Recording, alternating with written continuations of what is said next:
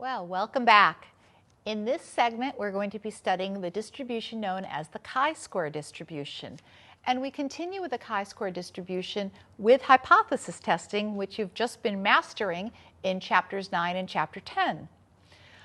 Well, the chi-square distribution is a distribution which is made up of squared values.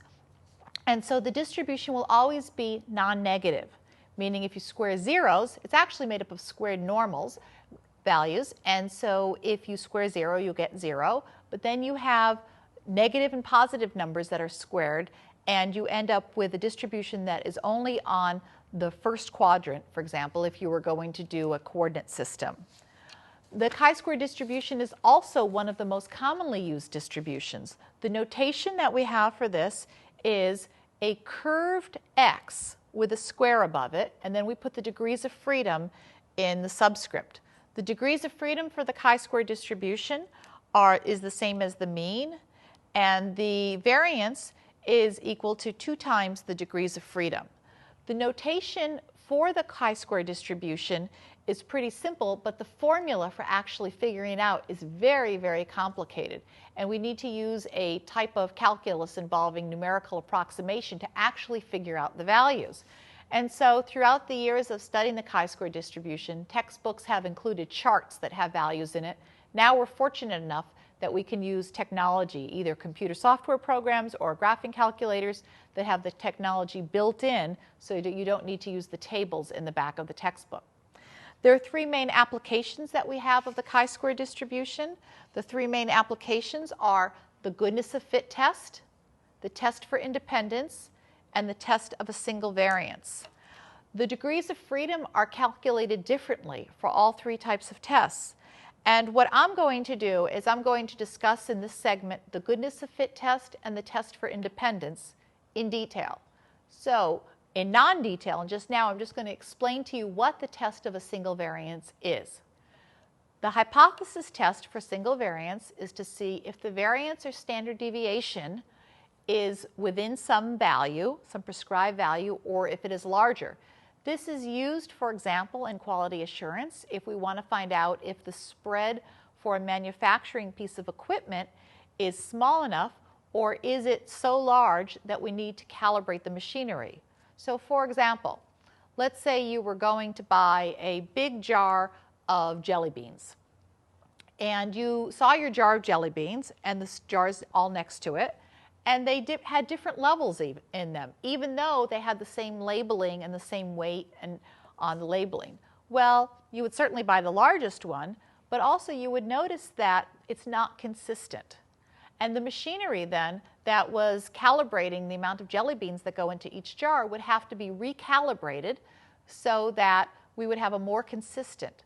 Now, we could keep calibrating and calibrating and calibrating until the consistency was exactly, every jar had exactly the same number of jelly beans. But what we might find out is that's so expensive to do that it's not worth the cost, that a little bit of spread or deviation is acceptable. And so the chi-square test of a single variance tests to see whether the spread by sampling, so we might sample 20 or 30, 100 jars of the jelly beans, count the number of jelly beans, and see if the spread is small enough that it's within an acceptable limit. If not, we go and calibrate the machinery. The 2 tests that we are going to do are the goodness of fit test and the test for independence. The goodness of fit test, the first one, what we're testing is to see if data follows a certain distribution. And so our null hypothesis for this one is going to be that the data follows whatever distribution we're testing. So the null hypothesis we have is the data does follow the distribution. Now, we need to customize this depending upon what it is that we're studying. The alternate will be that the data does not follow the distribution, and we'll need to customize that also. Our test statistic is the observed value, meaning the frequency, minus the expected value. We take that difference and we square it, divide by the expected, and then we add them all up. And we'll do this by hand and by calculator. And this will be our test statistic. At this point, we compare it and find the area in the tail to see, do we think that this is acceptable or not? We continue on. Once we find the test statistic, we continue on the same way we did in the previous chapters. If the p-value is less than alpha, we reject the null hypothesis. If the p-value is greater than alpha, we do not reject the null hypothesis. So it's the same concept. All that's different is how to calculate the test statistic. Let's look at this case right here. I have a die right up here. Here's the die.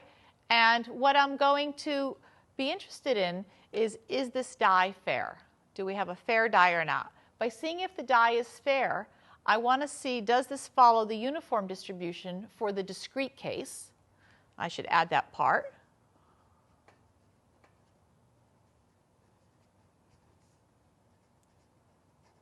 Or the data does not follow the uniform distribution for the discrete case.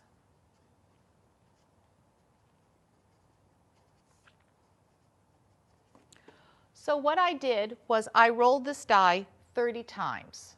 I rolled the die 30 times, and what I expected is if the die were fair, I would expect to get about 5 1s, 5 2s, 5 3s, 5 4s, 5 5s, 5 6s, if this were a fair die. If it's not a fair die, then I would expect a lot of variation. Well, I did roll the die, and I recorded what I got. And this is what I have right here. The face that showed up, a 1, showed up 7 times. A 2 showed up 4, 3, 5, and so on. I expected 5 of each. For the test for goodness of fit, the degrees of freedom equals the number of cells that the data could fall into minus 1.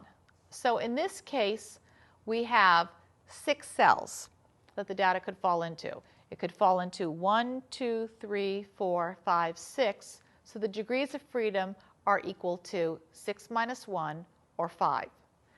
Now we need to calculate the test statistic. And so we'll do this by doing, the observed was 7. We expected 5. We square that difference, divide by 5, and let's see, 7 minus 5 is 2. 2 squared is 4, so we get 4/5. Now we go on to the next one. 4 minus 5 is 1 squared, divided by 5, and we get 1/5. 5 minus 5 is 0. 3 minus 5 is 2. 2 squared is 4, and we have 4/5 again. Notice that 7 is just as far off as 3. We expected 5, so we're 2 and 2 here. And this time we had 7 minus 5 is 2, which is positive. Here we had 3 minus 5, which was negative 2. And then when we square it, we get chi-square. We still have a positive right here, 0 and 1/5. We get our test statistic by adding these up. 4/5 plus 1 is 5/5. 5/5 plus 5/5 again are 10/5, or 2. Now, when we go to graph this, we're going to go to graph this. And the next thing we want to do is we want to have our graph.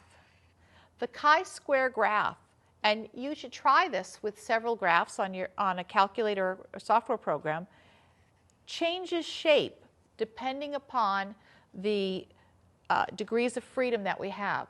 The more degrees of freedom, the higher the number of degrees of freedom, the more the chi-square will start to look like a standard normal. So you can put right here, as n increases, the shape of the chi-square starts to look more like the shape of the normal. But notice that it will still be skewed. Notice that it will still have a heavier tail on the right side, and so it will still be skewed to the right. There's more, so it will go on, and it will still come down, but it will always be a little bit skewed to the right. Okay, now when we go to graph this, the degrees of freedom is just past the peak. This is where the average is. The lowest value is 0. And we have a right-tailed test. Our test statistic is 2. Well, here's 0, here's 5.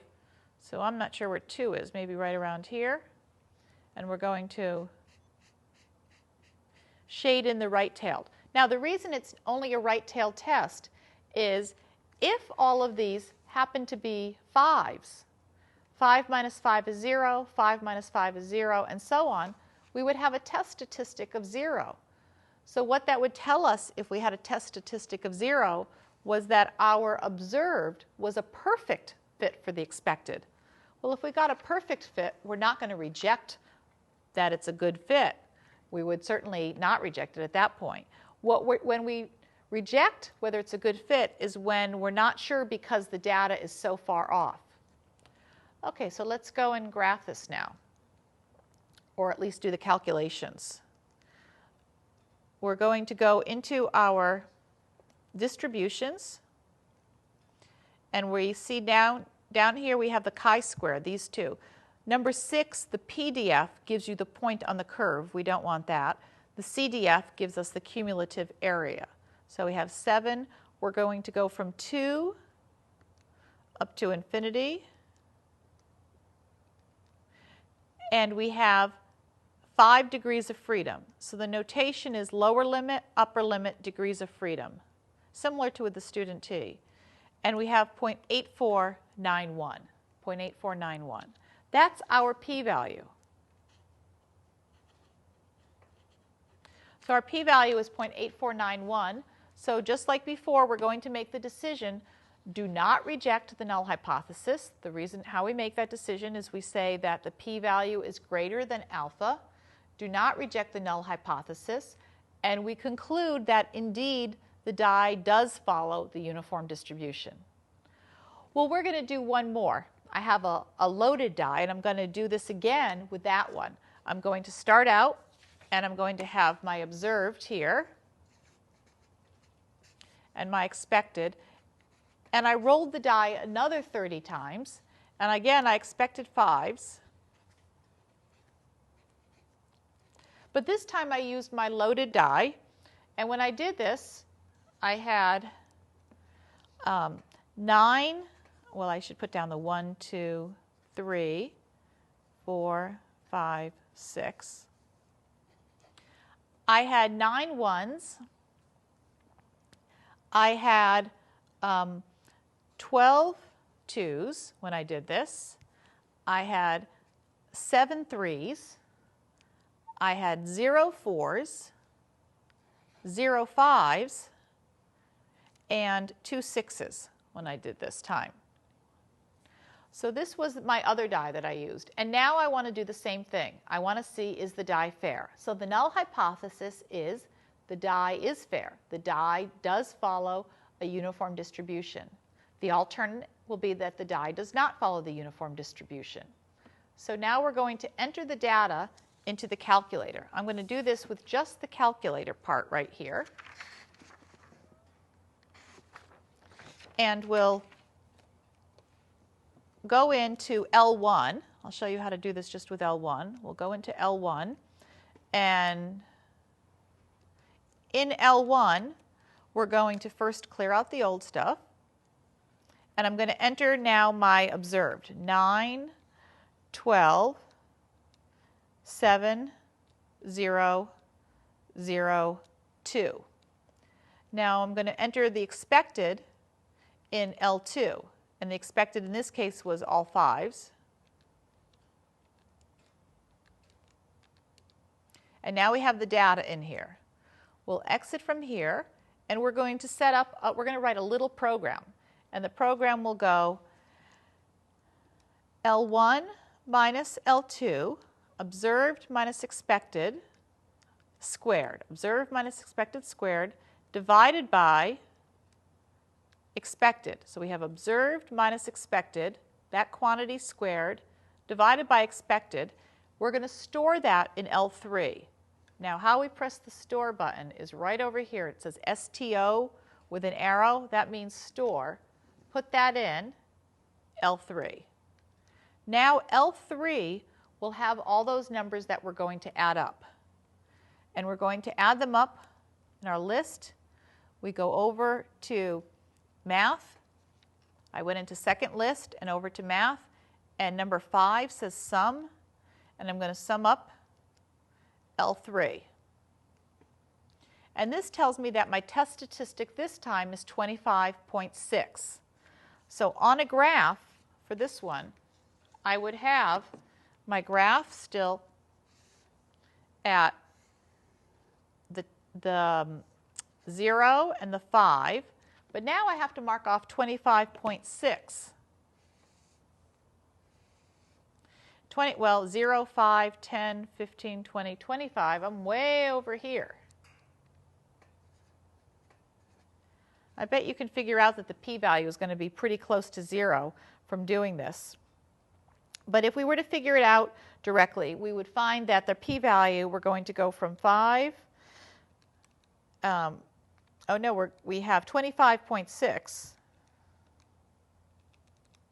with 5 degrees of freedom, and we have a p-value of 0.0001.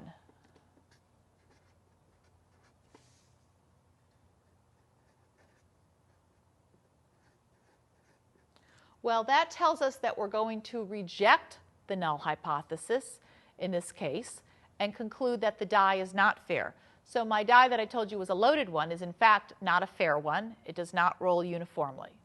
That's it for the goodness of fit test. The next test that we're going to do is the test for independence. And in this case, we're taking a chart. You saw this in Chapter 3 when we dealt with contingency tables. And we're testing to see, are the factors independent or are they not independent? And so here we have a slightly different type of a case, test for independence. We're testing to see the factors are independent versus the factors are not independent. Our test statistic is calculated the same way.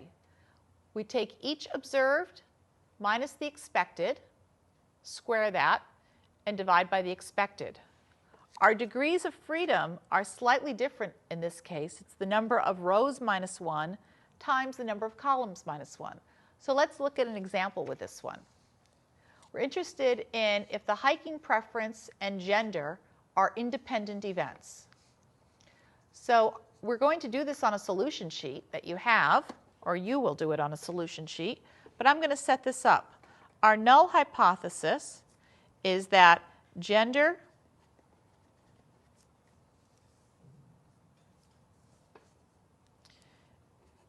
and preference are independent events.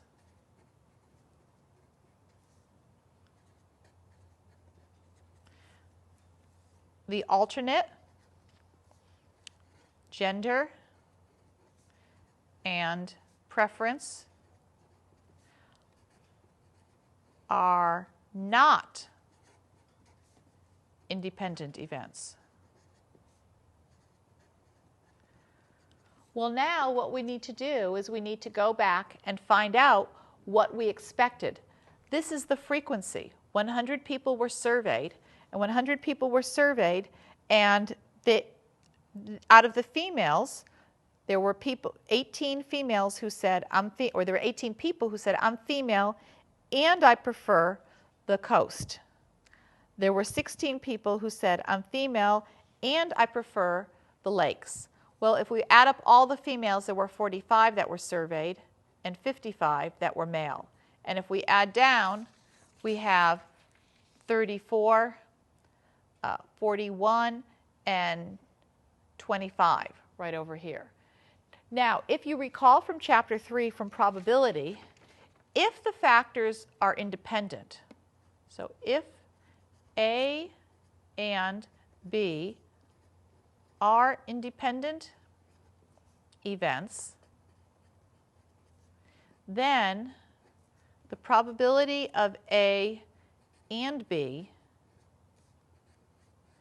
equals the probability of A times the probability of B. So if A and B are independent events, then the probability of A and B equals the probability of A times the probability in B. And in fact, it goes the other way around too. If the probability of A and B equals the product of the individual probabilities, then they are independent events. So what we need to figure out is how many we expected on this chart to be female and coast, how many we expected to be female and lakes, and so on. And so we're going to try to figure this out.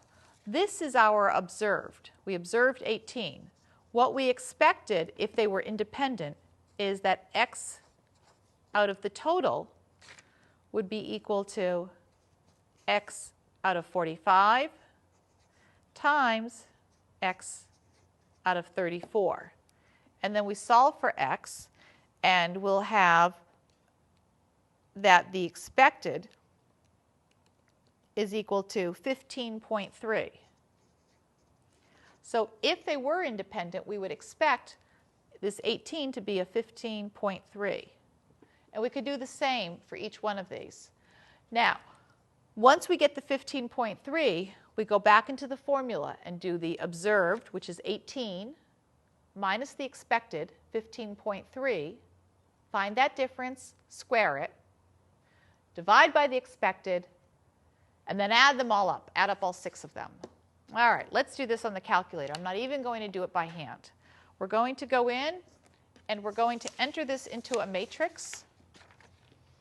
And so we'll enter into the matrix button is right over here, matrix. So we're going to enter this into our matrix. And I'm going to put it in A. I will edit A. And I have old information in here. I have 2 rows for this times 3 columns. And we'll enter 18, 16, 11, 16, 25, 14. All I'm doing is entering the values that were right here. And now we can exit from here, and when we go back into stat and over to tests, we have a chi-square test for independence. We'll arrow down, and you see it's the very bottom one, or near the very bottom, letter C. And so we're going to do this chi-square test for independence. And this asks us, where is our observed? Well, I'm going to put the observed in A, matrix A. Where is the expected? I'm going to put this actually in B. So I'm going to go into second matrix. And I'm going to arrow down and just put the name. Now B is here. And I can either calculate or draw this. I think I'll draw this time. And we'll see that we have a chi-square test. We have very few degrees of freedom. We have our p-value is a large area that's shaded in. Our p-value is 0.48. Our test statistic is 1.4679. And actually, the graph really does go up and down. But because the degrees of freedom are so few, it's hard for us to see. It's actually climbing up along the axis here. If I were to do this again and go over and arrow down, and this time do the calculate, you'll see that we get our test statistic, our p-value, and our degrees of freedom are 2 in this case. Well, now that we know what the p-value is, 0.48, we need to decide, do we reject or do we not reject the null hypothesis? So now we've seen that our p-value is 0.48, and we make the decision, do we reject or not reject the null hypothesis? So in this case, with a p-value of 0.48, we decide, no, we're not going to reject the null hypothesis, and we would make the decision that our factors are indeed independent.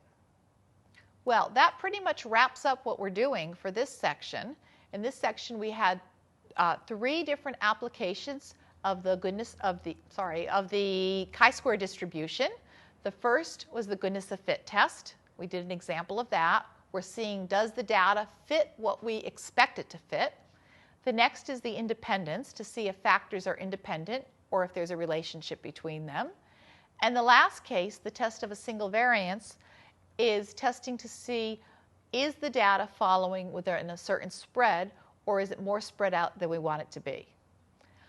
We have one more section to go, and that section is Chapter 12, and that's on linear regression and bivariate data. And I will be back with the next segment pretty soon. Bye-bye.